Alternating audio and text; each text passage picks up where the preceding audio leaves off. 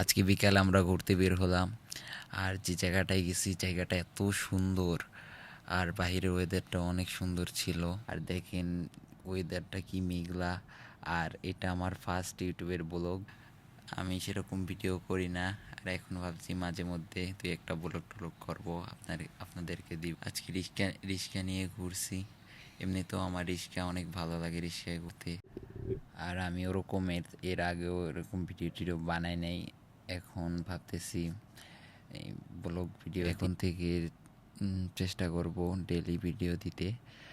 আর যে রোডটা এসেছি রোডটা অনেক সুন্দর, আমার থেকে ভালো লাগে। মাঝে মধ্যে প্রায় সময় এদিকে আসি। আর এই কয়েকদিন অনেক বৃষ্টি ছিল, তো তাই বের হওয়া পড়ে নাই। আজকে বের হলাম, আজকে ওয়েদারটাও অনেক ভালো ছিল। আমার চুলগুলি মনে হয় অনেক বড় হয়ে গেছে, কিন্তু আমার থেকে তো অনেক ভালোই লাগে। কিন্তু বাসায় আম্মু আম্মু সবাই বলে আমার নাকি চুল বড় হলে ভালো লাগে না। আপনারাই বলেন যে চুলগুলি কি ভালো লাগতেছে নাকি কেটে ফেলবো, ছোট করে ফেলবো।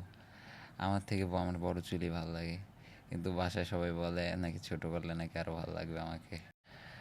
আমার এমনি মাস্ক পরতে অনেক ভালো লাগে, আপনারা আবার মাস্ক দেখে আবার অন্য কিছু মনে করেন না। আর ঢাকা শহরে তো এমনি ধুলাবালি অনেক বেশি, তার জন্য সবসময় মাস্ক পরেই বের হই। আর মাস্ক পরে থাকতে এমনিও ভালো লাগে।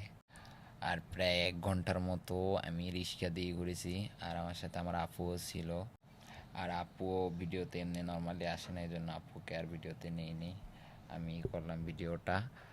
আর আরেকটা জিনিস কি, আমার এমনিতেও রিক্সা অনেক ভালো লাগে ঢাকায় রিক্সা দিয়ে ঘুরতে।